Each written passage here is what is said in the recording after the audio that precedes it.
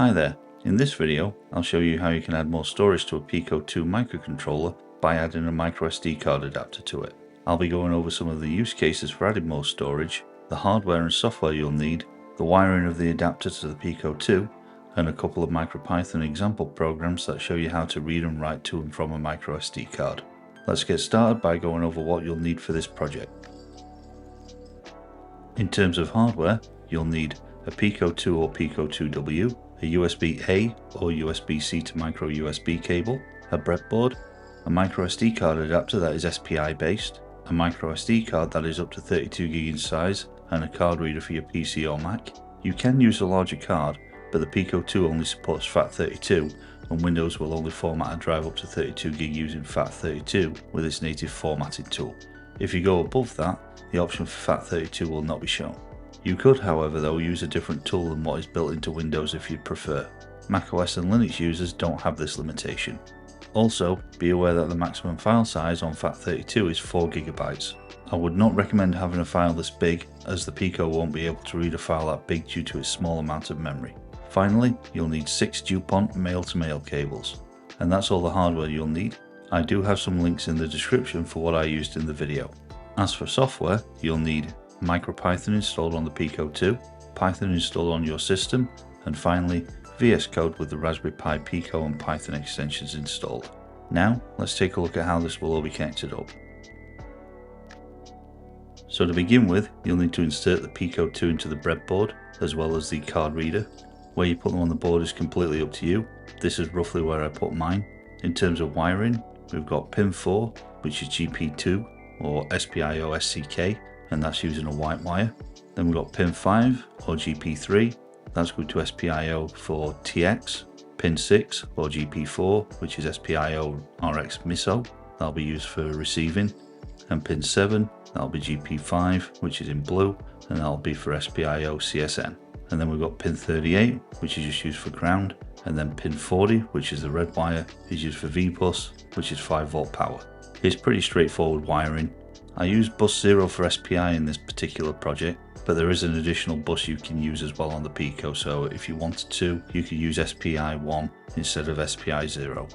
This would, however, though, affect the code a little bit later on, so you'll have to make some adjustments for that if you decide to do that. With that covered, let's get started by first formatting the microSD card. I'll start by showing you how to format a microSD card on Windows, and then I'll also do the same for Mac. So if you want to watch the Mac one instead, use the timestamps in the description. So to begin with, insert your microSD card into your PC. I've already done that, so I'll open File Explorer. Then I'll just go to this PC. You can see that my microSD card is here. This is a 32GB card, so I'll just right click it, select format. When the prompt comes up, I just make sure it's selected to FAT32. Usually microSD cards come pre-formatted as exFAT. Just make sure to change it to FAT32. Leave everything else the same. You can change the label if you want, and then just click Start. Now just remember, before you do anything, make sure you've backed up all the data off the microSD card. This will erase everything. Click OK. And then format complete, and then just click OK again. Close that, and then right click it again, select eject. Once that's gone, you can then take the microSD card out of your PC. Now I did previously mention the limitation of 32GB on Windows, and I just wanted to show you that. I've just inserted a new microSD card, and that's 128GB. So I'm just going to right click on that, select format. It's shown as exFAT, that's the default, so this is a brand new card. If I go down, there's no option for FAT32. Again, that's because Windows sets a limitation of 32GB for FAT32 to be usable. And again, I just wanted to show you that as an example, so if you did want to use a bigger one, you can't do it in Windows natively. You'll need a third-party tool potentially, but if you can, just go for a 32GB one. It'll just save you a headache. To format your microSD card, first you'll need to install it into a microSD card to SD card adapter, and then put that into your SD card reader. Once that's done, press Command and Space to open Spotlight, then type disk. It should say disk utility. If it doesn't, then it should be showing down here somewhere. So I've got disk utility here. I'll just double click on it.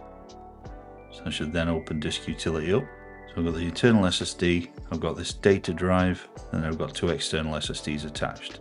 The data drive is actually the microSD card. So if I click on that, you can see it's shown as a secure digital internal physical volume, and it's roughly 32 gigabytes, and it's formatted as MS-DOS FAT32.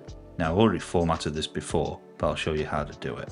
But before you do anything, make sure any data that you've got on that card is backed up. So now to erase it, you just click on erase. You can put a label on it, so you can just change the name from data to whatever you want. I'm just going to leave it be.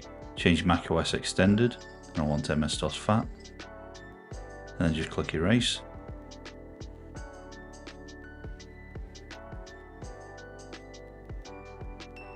And if you get the green tick, everything went as expected. It should also say operation successful down here. Click on done when finished, and then you can eject the microSD card. It'll go grey, which just signifies that you can take it out. I've just removed it, and there you go. We're finished with that, so you can either just go and press Command and Q, or just go disk utility and then click on quit disk utility. Alright, now that we've got the microSD card formatted, you can now insert that into the microSD adapter. Once you've done that, you can attach the Pico 2 to your PC or Mac. After you've done that, open up VS Code, then click on Create Pico Project, select MicroPython, and then just give it a name. I'll go with example 1, leave those exactly the same, and then just change the location for where you want it to be. And then just click on Create. You can see that we're now connected to the Pico 2. Got a blink.py project. Just delete that file, we don't need it. What I'll then do is bring in the code that I'm going to use for this example. So I'll just expand the modules folder. The .micropico and .vscode folders, don't touch those files or folders. They're just for the project to work with the Pico. The only file I'm really going to focus on is this basic.py file. I'll just go over what we're doing with this code. Just a few imports to do. So machine, we're just going to import pin and SPI because we need to work with the pins and the SPI bus. Then I'm going to import some stuff from UOS, that being listdir, mount, remove and umount. This allows us to interact with the file system on the Pico. And then lastly we're going to import that custom module, which is the SD card one. This is a file I managed to find from somewhere. I'll leave a link in the description for where I got it from. It allows you to interact with the SD card adapter. So the first thing we need to do is just do some constants to define which pins we're going to use, along with the mount path for the microSD card. So first up, we're just going to state which SPI bus number we're using. In this case, I'm using 0, and then the 4 pins for the SPI data. We don't define pins for the power and the ground, so they're not listed. You can adjust these depending upon which bus you use. So if you use bus 1, these pins will be different. So the first thing we're going to do after that is try to set up the SPI bus. So we're just going to say SPI and then pass it all the pins that we've done along with the bus number. Then we're going to try and initialize the microSD card adapter, and if that's successful, it'll then mount the microSD card in the path that we chose before. If this fails at any point, it'll just raise an exception right at the bottom. Once it's mounted, we're just going to then have a look at what's on there by using listdir and then passing it the mount path. Now, usually out of the box this will be blank, so it'll just return back an empty list. If there's anything on there, then that might just be some default files from your operating system that you formatted it on. In this case, I think because I formatted it with macOS last, it'll just have a couple of files in there which mean nothing, so don't worry about those. What I'm then going to do is I'm going to actually attempt to create a new file which is called data.txt, which will be in write mode, and I'm just going to have a single line written to it that just says hello world. Then we'll do another listdir which should have that data.txt file on it. After that, we're going to do a similar thing to what we did before, except this time it's just going to read the file and the file's going to be set to read-only mode. So that should return back hello world. Following on from that, we're going to do a different write. This time we're going to append to the file, and this time it'll just say hello world again on a new line because we put a line break right at the beginning of hello world again. Then we'll read the file back again. This time it'll show 2 lines. Then we're going to delete that file by using the remove function from UOS to delete it. Then we'll do another directory listing using listdir for that mount path, and it should show that the file is no longer present. And then finally, we'll just do a umount to unmount the actual microSD card. Just a little bit of housekeeping there. And again, if at any point something breaks, they'll just raise an exception and kill the program. Now I'll just get that uploaded to the Pico by just going and right clicking anywhere in the Explorer section and just go upload project to Pico. Wait for that to finish, close that, and then just right click anywhere here, and then run current file on Pico. I'll scroll up a little bit, so we can see files before write, so this is before we've done anything. It does show 2 files, that came from my operating system when it formatted the SD card, so don't worry about these. If you did it on Windows, the chances are there's nothing there, so this will just be an empty list. Then we've got files after write, which has the 2 files there before, along with the data.txt file, which should contain just hello world in there. Then we'll just print that file out, and as I said, it does just show hello world. Then we've done an append, and now we've got 2 lines in there which show hello world and hello world again. And then we'll run the file deletion, and as you can see, data.txt is no longer there. So that's a simple program that you can use to just interact at a basic level with the microSD card adapter. So what I'll do now is I'll make another new project and we'll go over what that one does, which is a little bit more in depth than what this does. Okay, so I've just opened a new window in VS Code. I'm going to create a new Pico project again. Select MicroPython, call that example 2, save it in there again, and then click create. And I'll just delete blink.py again, and again, just leave those 2 files as they are. I'll just bring the code for this example. Okay, so this is the main file. I'll just go over what we're going to do with this. So in short, what this will do is effectively get a temperature sensor reading from the onboard temperature sensor on the Pico and then just store it in a JSON file. Now there's a bit more to it than that, but fundamentally that's what it does. So first thing, just do some imports.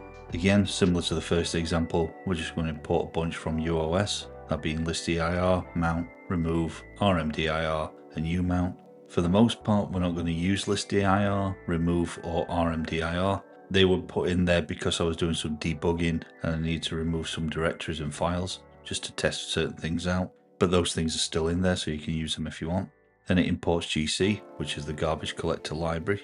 Then we've got a couple of custom modules. The first one is to read the temperature sensor, and then the other one is to interact with the microSD card. So to begin with, we've got the main function, and that will first have a bunch of constants defined, one for the mount path, one for the readings folder, and then one for the readings file. Then we'll try and initialize the microSD card adapter. Now I've moved all of that code that we did in example 1 into its own function, which is in here. And it basically does the exact same thing. The only thing it'll do at the end of it is return an SD object, which is the initialized microSD card adapter. We'll then attempt to mount the actual microSD card using the microSD card's mount path that we defined previously. What I then want to do is check if the directories exist on the microSD card, and all I'll do is use this function that I created, and all it'll do is pass through a list of directories to check. So if you wanted to create more than one directory, you can do. So what we'll then do is run a for loop against the directories to check. We'll get a tuple back, and what we want is the first index from that tuple to show what the file mode is of it. It should be a directory by default because that's what we're looking for. What it'll then do is run a bitwise AND against mode, and if it's true, that will then indicate that the directory exists. If it doesn't, it'll raise an OS error and then just create the directory. If it can't create the directory, it'll raise an exception and kill the program. Once that's done, it'll get a temperature reading from the onboard temperature sensor, and the value will be assigned to the readings variable. And this is what we're going to do. It'll just basically interact with the onboard temperature sensor. It'll return a dictionary with the date, the temperature in Celsius and Fahrenheit. Now, the date I've had to custom create because there's no date and time in an ISO format. So I've had to create this function here that will end up doing all of that for us. It's pretty straightforward. It's a couple of while loops that just go over the returned list for what the actual local time is. And then what I want to do is put it into an ISO format. And then the first while loop will just work on the date, create that. Once that while loop's exited, it'll then just add a T, and then it'll just work on the time. And then once the time's finished, it'll then just add a .0 at the end just to represent the seconds, and then return back the date and time in an ISO format. Once that's all taken care of, we'll then move on to actually doing something with the JSON file. So the first thing I want to do is read the JSON file data. Again, I've got a custom function here that does that. And all it'll do is attempt to open the file and then load the actual data in. If there is any data, it'll create a list with each of the JSON objects in there and then return that back. If it can't return the file because perhaps it doesn't exist, it'll just return back an empty list. Otherwise, it'll just raise an exception again. Following that, it'll then try to append the reading of the temperature sensor to the readings_JSON variable we just created, and then it'll try to write the JSON data out to that file again. And if the file doesn't exist, it'll create it, which is part of this custom function here. This is pretty straightforward. It's just going to take the contents of that variable that we passed over as an argument and then just dump it to that file. After that, we're going to run the garbage collector.collect function just to clean up any free memory if we can actually get any. The only reason I'm doing that is just in case this file gets too big. After all, we've only got about 520 kilobytes of memory to play with, if I remember correctly. And the only reason I'm doing that is because I'm going to read the file back again just so you can see that it's been written. And that'll just use the read JSON data file function that we've already covered. And finally, we'll just unmount the microSD card. If you wanted to, you could uncomment these 3 lines here. The first one will just remove the readings file that was created, then remove the directory for the readings, and then just print out the contents of the SD card mount path. And the last part is just to run the program. So right click anywhere in Explorer and then just upload project to Pico, then right click anywhere in here, run current file on Pico. As you can see, the directory already existed, and then we've got a couple of temperature readings because I've run this a few times. So what I'll do is I'll just uncomment these 3 lines here, just to give you an idea of what it does. We'll upload that again. Run that. On the bottom line, you can see there's no readings folder, so I'm just going to run this again. And this time round, it indicated that the folder readings doesn't exist, so it then created it. And as you see, we've got 1 reading, and because I've still got that there, the file was deleted again afterwards. So I'll just comment those back out and then run it again. It recreated it, and I'll run it again. Already exists, and this time we've got 2 readings. And that's it for this video. If you got value from it, please like, subscribe, and turn on the notification bell to know when I release another video. If you would like to see some more Pico and Raspberry Pi tutorials like this, I have a playlist with more here on the left, and on the right, there's a video that YouTube thinks you might like. Thanks for watching, and I'll see you next time.